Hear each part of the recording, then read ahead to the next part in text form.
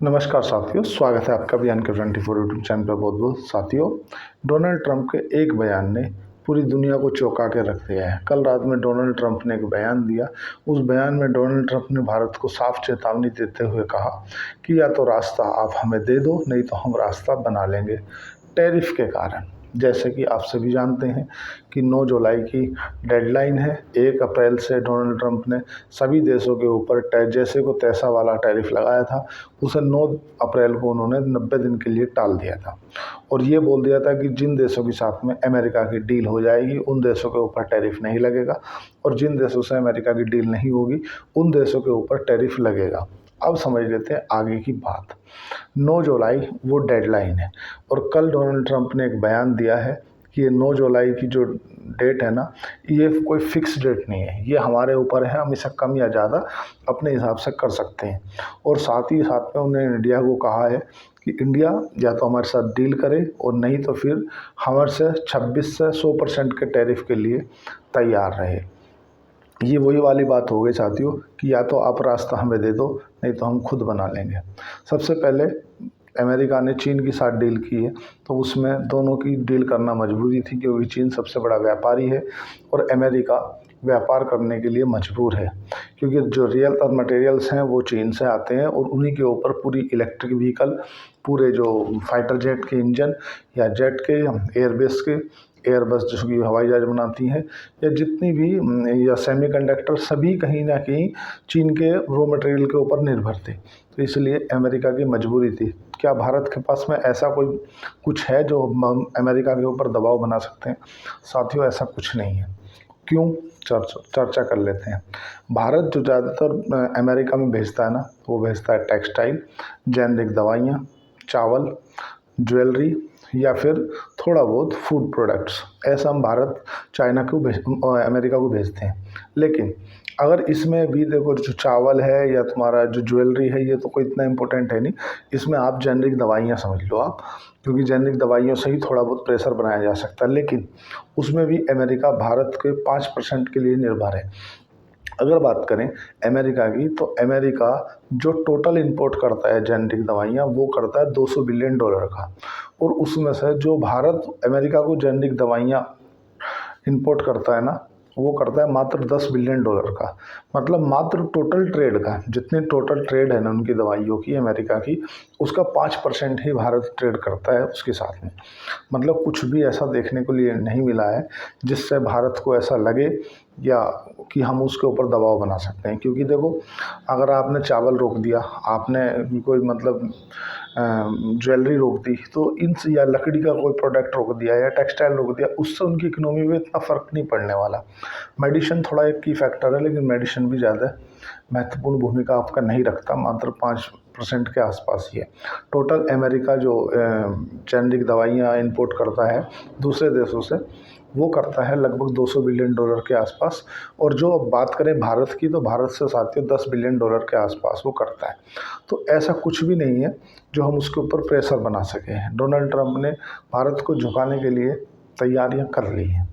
भारत झुकता है क्या नहीं, या कहाँ कहाँ मुद्दा फंसा है? देखो, डोनाल्ड ट्रंप की 9 जुलाई वाली डेडलाइन है, उन्होंने बोला मैं इसको आगे या पीछे कर सकता हूँ।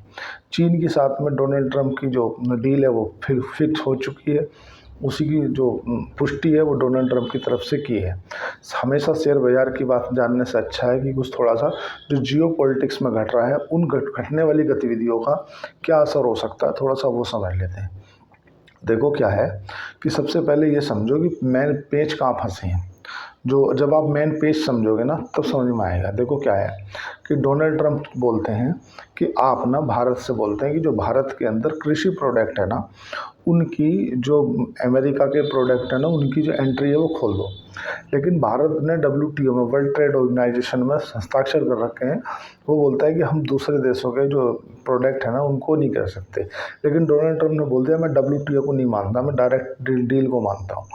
अब अगर भारत इन्हें छोड़ देता है, चलो सपोज करो एक बार एग्जाम्पल के रूप में, अगर भारत ने इनको मंजूरी दे दी, तो उससे होगा क्या कि भारत के अंदर जो हमारे कृषि प्रोडक्ट है ना, वो अमेरिका से आएंगे, इतने सस्ते दाम पे आएंगे कि हमारे यहाँ की जो आपको हमारे डेली वेज के जो प्रोडक्ट है ना, वो इतने मतलब चीप के रेंज में हो जाएगा कि जो किसान है ना उनकी कमर टूट जाएगी। सबसे पहली बात समझो कि भारत को लेकर जितनी भारत की कृषि को लेकर के जितनी भी पॉलिसी बनी है ना साथियों अब तक, वे टोटल पूरी की पूरी राजनीति को राजनीति को आधारित मानते हुए बनी है।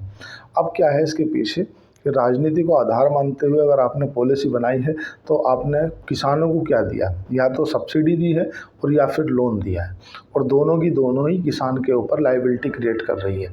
आपने किसान को, अपने भारत के किसान को टेक्नोलॉजी से दूर रखा, आपने भारत के किसान को कहीं ना आधुनिकता से दूर रखा, इसीलिए कम उपज में वो जीवन यापन कर रहा है और उसको दिक्कत का विषय बना हुआ है।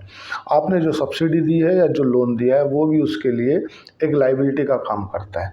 अब सरकार दो तरफ फंसती नज़र आ रही है। अगर सरकार डिसीजन ले लेती है और सरकार अमेरिका के दबाव में आकर के कृषि प्रोडक्ट के लिए खोल देती है तो सरकार गई, क्योंकि अगर पॉलिसी बदली मतलब विपक्ष बैठा है, विपक्ष पहली फुर्सत में हल्ला मचाएगा कि अमेरिका के डोनाल्ड ट्रंप के दबाव में आके हमारे नरेंद्र मोदी जो प्रधानमंत्री हैं उन्होंने जो पॉलिसी है उसको चेंज कर दिया। अब बाहर के प्रोडक्ट आ सकते हैं। तुम्हारी जो एमआरपी देने की बात चल रही थी, आपके जो कृषि प्रोडक्ट है उनके ऊपर एमआरपी देने की बात चल रही थी, अब वो नहीं दी जाएगी और अब बाहर के प्रोडक्ट आएंगे। मतलब आपकी सरकार आपको नहीं चाहती तो सरकार गई, और अगर पॉलिसी नहीं बदली तो वो टैरिफ लगाएगा। दोनों तरफ हमारी मरना हो रहा है।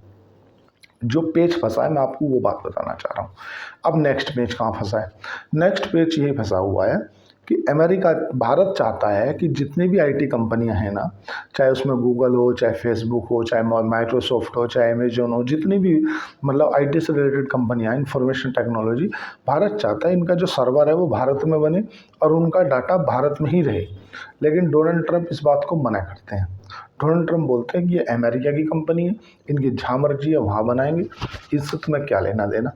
इसको लेकर के भारत इस चीज़ पे अड़ा हुआ है कि नहीं, इनसे बोलो कि ये अपना डाटा भारत में रखें। और डोनाल्ड ट्रंप बोले कि भारत में क्यों रखेंगे, ये तो अमेरिका की कंपनी है, जहाँ मर्जी है वहाँ अपना डाटा बेस रखेंगे, इसकी क्या अब भारत के पास में इसका कोई अल्टरनेटिव रास्ता है क्या? नहीं, क्योंकि भारत ने कभी भी अपने जो नए युवा हैं ना उनको अभी भी रिसर्च एंड डेवलपमेंट में काम नहीं करने दिया। कभी भी आपने इस चीज़ को नोटिस किया होगा कि आज भी माइक्रोसॉफ्ट का कोई अल्टरनेटिव है भारत के पास? बना पाया आज तक? नहीं बना पाया। फेसबुक का कोई अल्टरनेटिव है कोई फेसबुक का बना पाया? नहीं बना पाया। MS ऑफिस अमेरिका का अगर वो आज बंद कर दे तो भारत के पास में उसको कोई अल्टरनेटिव है क्या? नहीं है। यूट्यूब का कोई अल्टरनेटिव है क्या? नहीं है। भाई चाइना के अंदर ये जो मैंने आपको बताया ना, माइक्रोसॉफ्ट या तुम्हारा फेसबुक या ट्विटर जो एक्स अभी एक्स के नाम से जाना जाता है, यूट्यूब, ये सब बैन है। मतलब उसका चाइना का अपना खुद का है। जब कारगिल के युद्ध के समय में आपने देखा होगा, उस समय पे हमें GPS की आवश्यकता पड़ी, और GPS की आवश्यकता पड़ी तो अमेरिका ने हमें GPS देने से मना कर दिया। तो उस दौरान भारत ने GPS का अपने भारत का ही निर्माण किया। लेकिन आज हम वो चीज़ जानना भूल गए कि यार कहीं भी उसको बड़े स्केल पे भी डेवलप किया जाए, अकेला उसका डाटाबेस भी भारत में रखा जाए। इनके ऑप्शन है क्या हमारे पास? कोई ऑप्शन नहीं है। मतलब सीधा है कि जितनी भी विदेशी कंपनियां हैं ना, इन विदेशी कंपनियों के हम केवल लेबर मजदूर बन के रह गए। हमने अपने आप को डेवलप नहीं किया, अपने आप को ऊपर नहीं पहुंचाना चाहा। हम एक तरफ तो बोलते हैं कि भारत IT का हब है, भारत IT का हब है, और दूसरी तरफ हम क्या कर रहे हैं, हम केवल जो दूसरी देश की IT कंपनी है ना उनके लिए एक लेबर कोस्ट प्रोवाइड कर रहे हैं और कुछ नहीं है। मैन स्टीयरिंग पर जो बैठा हुआ आदमी है वो अमेरिका का है, हम केवल कंडक्टर का रोल प्ले कर रहे हैं, आंदे वाली कंडीशन निभा के चल रहे हैं। तो साथियों, ये चीज़ें कहाँ तक और किस हद तक सही हैं?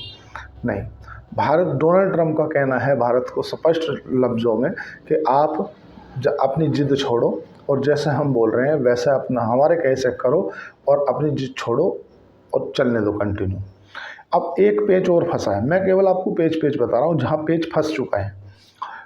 डोनाल्ड ट्रंप चाहते हैं कि जो FDI है, फॉरेन डायरेक्ट इन्वेस्टमेंट, उसके लिए भारत 100% रास्ते खोल दे। अब इससे आप सोचोगे यार इससे फ़र्क क्या पड़ेगा, खोलने देना, नहीं इससे फ़र्क पड़ेगा साथियों। फ़र्क क्या पड़ेगा ये देखो, अगर ज़्यादातर एफडी हो जाएगी मतलब एक तो सर्विस महंगी हो जाएगी, जो हमारे तुम्हारा एनबीएफसी हैं या बैंकिंग है या जो भी फॉरेन डायरेक्ट इन्वेस्टमेंट आएगा उनमें, तो उनमें अधिकता जो हो जाएगी ना, शेयर होल्डिंग हो जाएगी, वो हो जाएगी अमेरिका की। और अमेरिका चाहता है कि हमारे लोगों को व्यापार करने के लिए खुल कर रास्ता मिलना चाहिए, मतलब भारत में खुल कर करें हुए काम, और भारत ने इसमें बंदी से लगा रखे हैं। लेकिन अगर देखो भारत खोल देता है ना, तो जैसे ब्रिटिश काल के दौरान हुआ क्या था कि ब्रिटिश इंडिया कंपनी जो थी व्यापार करने के उद्देश्य से आई थी, और वो बाद में पूरे का पूरे देश पर कब्जा कर लिया था। अगर इसी तरह से एफडीआई के लिए भारत रास्ते खोल देता है तो वो एक तरह से मोनोपोली बना लेंगे, और जो सर्विस जो आज हमें 10, 100, 50, 150 में मिल रही वो महंगी हो जाएगी 1000, 1500 में। सर्विस महंगी हो जाएगी, कॉस्ट बढ़ जाएगी। कॉस्ट बढ़ने से जो कंपनी लाभ कमाएंगी वो लाभ भी कहीं ना कहीं डिविडेंड के रूप में कंपनियां ले जाएंगी। भारत को क्या मिलेगा?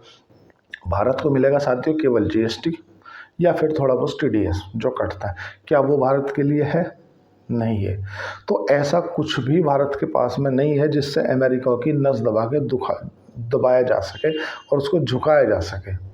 क्योंकि जब तक जब आप हो या मैं, सपोज करो साथियों, आप कोई व्यापार करते हो, मैं भी कोई व्यापार करता हूँ, और मैं आपके साथ में डील करना चाहता हूँ, तो आपके पास में कोई ऐसा चीज़ होनी चाहिए जिसकी मुझे नीड हो, मतलब ज़रूरत हो। अगर आपने वो चीज़ मुझे नहीं दी तो मेरे पास में कोई रास्ता ना हो। जो चाइना के पास था, चाइना के पास में रियल अर्थ मटेरियल्स थे, जो कि अमेरिका के मतलब लगभग 80% मोनोपोली जैसा काम है। आज भारत के पास में अपना क्या है, आप बताओ ना। माइक्रोसॉफ्ट का कोई अल्टरनेटिव रास्ता है भारत के पास? नहीं है। फेसबुक का कोई अल्टरनेटिव रास्ता है? नहीं है। एमएस ऑफिस का कोई अल्टरनेटिव है क्या? नहीं है। आप केवल दूसरी देशों की जो कंपनियां हैं ना, उनके लिए चीप लेबर प्रोवाइड कर रहे हो और इससे ज़्यादा कुछ नहीं कर रहे हो। आपके यहाँ इनोवेशन के नाम पे कुछ है क्या? नहीं है। आपके यहाँ रिसर्च एंड डेवलपमेंट के नाम पे कुछ है क्या? नहीं है। आपके यहाँ पे मतलब मैं खुद अपने लिए बोल रहा हूँ, भारत के अंदर जो कोई भी गाड़ी, मतलब वंदे भारत आती है तो पता नहीं शताब्दी वगैरह, कोई गाड़ी समय पर नहीं पहुँचती, आज तक का रिकॉर्ड है। अगर कोई गाड़ी समय पर पहुंच जाए तो बहुत बड़ी बात होगी। जितने भी सरकारी कर्मचारी हैं वो कहीं ना कहीं करप्ट हैं अंदर से। पहले ऊपर तनख्वाह की बात में बात करते, पहले नीचे वाले पैसे की बात करते कि कुछ नीचे से दो। आप बताओ, जिस देश के अंदर जो पॉलिसी हैं वो ऐसी बनाई हुई हैं कि कोई अगर चाहता भी है ना अपने आप को बड़ी स्किल पर डेवलप करना, तो वो नहीं कर पाता। चाइना के अंदर आपको जानकर आश्चर्य होगा साथियों, चाइना के अंदर मालूम है सब्सिडी किस रूप में मिलती है? सब्सिडी मिलती है कि आप कितना प्रोडक्शन कर रहे हो उसके आधार पे। अब जब चाइना प्रोडक्शन ज़्यादा करता है तो उसी का परिणाम स्वरूप है कि चाइना जो ना पूरी ऑल ओवर विश्व में 195 देशों में चाइना की टक्कर नहीं दे पाता कोई भी। क्यों? क्योंकि चाइना जितनी चीप रेंज में अच्छा प्रोडक्ट बना के दे देता है ना, उतना कोई बना नहीं पाता। आज भी अगर भारत की चाइना से तुलना करें ना, तो जो अमेरिका भारत में आईफोन बनवाता है वो बनता है लगभग $1500 के आसपास, और अगर वो चाइना में बनवाता है तो बनता है $1200 में। मतलब चाइना में क्योंकि टेक्नोलॉजी ज़्यादा है। हालांकि भारत ने इसका अल्टरनेटिव रास्ता निकाला। अगर बात करें हम भारत और अमेरिका की, तो भारत का अमेरिका के साथ में मैं 2023-24 का डाटा बता रहा हूँ आपसे। भारत का अमेरिका के साथ में जो टोटल एक्सपोर्ट था ना, वो था $128 बिलियन का। और बात करें कि भारत का अमेरिका के साथ से जो इंपोर्ट था, मतलब जो हमने अमेरिका से प्रोडक्ट खरीदे ना, वो खरीदे मात्र $77 बिलियन के। $128 बिलियन का तो माल हमने अमेरिका को बेचा, अगेंस्ट में हमने $77 बिलियन का माल अमेरिका से खरीदा।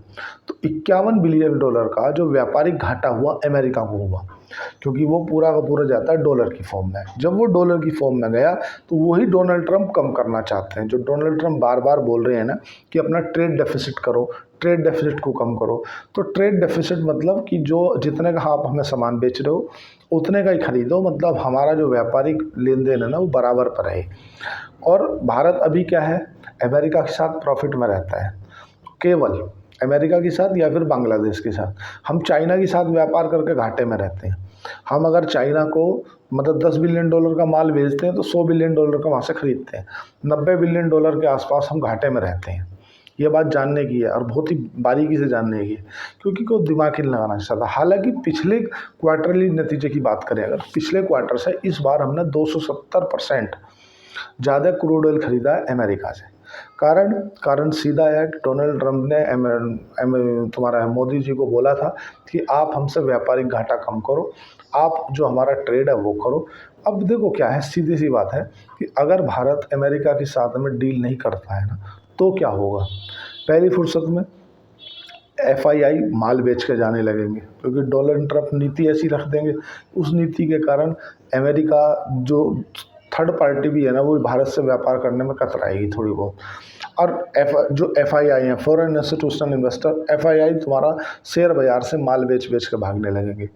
और जैसे ही FII शेयर बाजार से माल बेच बेच के भागने लगेंगे, तत्काल पहली फुर्सत में क्या होगा कि तुम्हारा भारतीय शेयर बाजार है वो नीचे आएगा। और जब भारतीय शेयर बाजार नीचे आएगा तो आपकी जो निफ्टी का P है वो महंगा हो जाएगा, वैल्यूएशन टर्म्स में वो महंगा हो जाएगा। और जैसे ही निफ्टी का P महंगा हो जाएगा तो होगा क्या कि तुम्हारा जो रुपया है वो कमज़ोर हो जाएगा। आज जो 85 का रुपया आया तुम्हारा, वो पहुंच जाएगा लगभग 88 या 90 पे। और रुपया तुम्हारा कमज़ोर होगा, मतलब आपको एक तरफ से तो मार पड़ेगी टैरिफ की। मतलब अगर आप 1 लाख रुपए का माल अमेरिका में बेच रहे हैं ना, तो अब वो आपको कितने रुपए का, 1,26,000 रुपये के आसपास, 26,000 के, 1,26,000 का हो गया। तो 26,000 जो है ना, वे किसके हैं, वो अमेरिका के हैं। आपके ऊपर से जाएंगे वो पैसे। क्यों? क्योंकि आप अमेरिका में ट्रेड कर रहे हो। अगर भारत वहाँ ले जाकर कोई प्रोडक्ट बेच रहा है, 25% का टैरिफ है। इसी तरह से स्टील और एल्युमिनियम से रिलेटेड जो है, उनके ऊपर टैरिफ थोपने की बात की डोनाल्ड ट्रंप ने।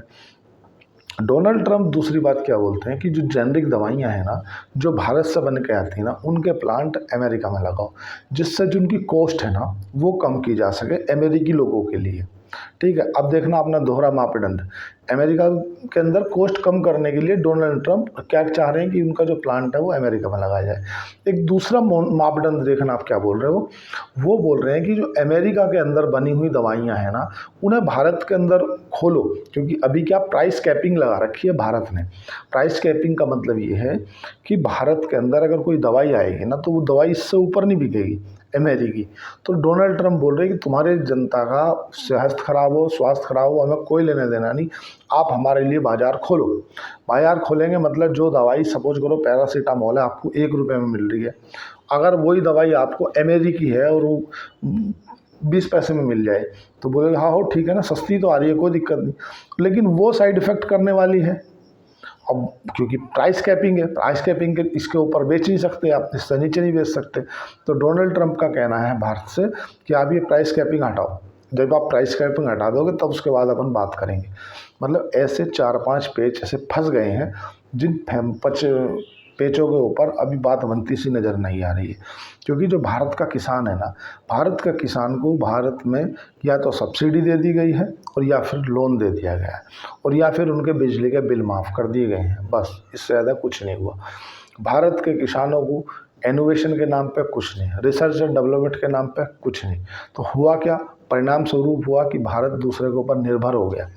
आज भारतीय जो किसान हैं उनके लिए MRP को लेकर के, हर चीज़ की MRP डिसाइड करने को लेकर के इतने मुद्दे चलते हैं, बड़ी बड़ी राजनीति हो जाती है, बड़े बड़े चक्के जाम हो जाते हैं। कारण सीधा है कि आप कर नहीं पाते। क्यों नहीं कर पाते? क्योंकि आपने वर्ल्ड ट्रेड ऑर्गेनाइजेशन के साथ में हस्ताक्षर कर रखे हैं।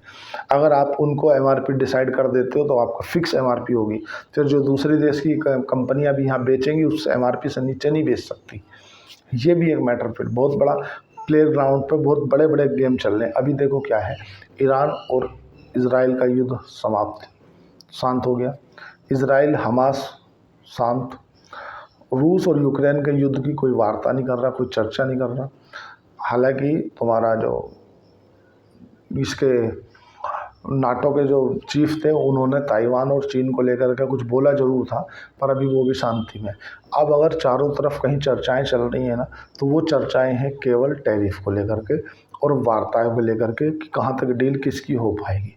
क्योंकि मैं डोनाल्ड ट्रंप की बात का इतना सा भी भरोसा नहीं करता। डोनाल्ड ट्रंप आदमी ऐसा है कि वो अभी कुछ कह रहा है, थोड़ी देर बाद कुछ कहेगा और 1 घंटे बाद कुछ और कहेगा, तो वो कब क्या कह देगा इसका कोई तय नहीं है।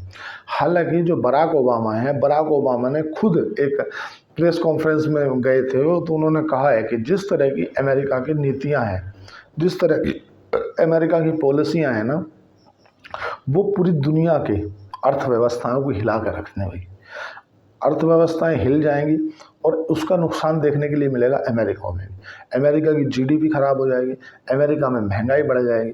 जैसे कि जयराम पवेल जो वहाँ के फेडरल बैंक के चेयरमैन हैं, उन्होंने कहा भी है कि भाई महंगाई बहुत बढ़ रही है और आपकी जो जीडीपी है वो अनुमान से नीचे है, मतलब आपके ग्रोथ घट रही है, आपके यहाँ महंगाई बढ़ रही है और उसका परिणाम है आपके 3 महीने पहले लिए गए डिसीजन कि हम इसके ऊपर टैरिफ लगा दें, उसके ऊपर टैरिफ लगा देंगे। और टैरिफ को लेकर के ही डोनाल्ड ट्रंप ने कल एक और भाषण दे दिया कि अभी 200 देश जो है ना वो कतार में है, तो लगभग सभी देशों के साथ में तो टैरिफ लगाना संभव है नहीं अभी कि सबके साथ में डील हो जाए, तो हम अभी 1-2 दिन के अंदर अंदर लेटर जारी करेंगे। तो डोनाल्ड ट्रंप 1-2 दिन में कोई ऐसा डिसीजन ले सकते हैं जिससे शेयर बाजार तुम्हारा गिरे। अब तुम सोचोगे ये क्या बोल दिया मैंने, भाई जियो पॉलिटिक्स में ऐसा ही होता है। डोनाल्ड ट्रंप कब क्या बोल देंगे कोई तय नहीं है। डोनाल्ड ट्रंप का क्या कहना है वो तो वो खुद भी नहीं जानते। वो ट्रेड डेफिसिट के नाम पे किसके ऊपर टैरिफ की घोषणा कर दें नहीं पता। अभी पता चले कोई उनके मुंह में माइक लगाकर बोल दे, बोले कि तुम स्टील पर टैरिफ लगाओगे कि नहीं, अरे 500% लगा दूंगा। तो नॉट थिंग्स, वो आदमी 100% बिजनेसमैन है, अपना जहाँ पैसे का फ़ायदा दिखता है वहाँ पर। एक रायता और फैला दिया। रायता किसने फैला दिया? रायता फैला दिया है राजनाथ सिंह जी ने। राजनाथ सिंह जी ने डोकलाम विवाद पे जो अभी एससीओ जो शंघाई कॉरपोरेशन की ऑर्गेनाइजेशन की एक मीटिंग थी, उसमें राजनाथ सिंह जी ने बोल दिया है कि हम भारत और चीन के साथ में स्थायी समाधान चाहते हैं। स्थायी समाधान नहीं चाहते साथियों, स्थायी विवाद चाहते हैं। मतलब सीधा है। अभी तक तो ये था कि यार ठीक है, आपकी तरफ से कोई हथियार नहीं कर ले जाएगा, हमारी तरफ से कोई हथियार नहीं ले जाएगा, जो व्यापार है वो होता रहेगा, इसके विषय में अपन बाद में बैठ के बात करेंगे। लेकिन जब ये एससीओ की शंघाई कॉरपोरेशन ऑर्गेनाइजेशन की मीटिंग हुई, उसमें भारत के पहलगांव को तो जगह नहीं दी और जो पाकिस्तान के अंदर जाफर एक्सप्रेस को हाईजैक हुआ उसको जगह दी और उसमें भारत को दोषी माना। ये एक ऐसा कॉरपोरेशन है, इसमें सभी देश बैठते हैं और बैठ के अपने देश में होने वाली गतिविधियों का, बड़े बड़े लेवल पर जो घटनाएं हो रही हैं उनका चर्चाएं करते हैं, उनका एक जॉइंट स्टेटमेंट जारी करते हैं। लेकिन इस बार कोई भी जॉइंट स्टेटमेंट जारी नहीं हुआ।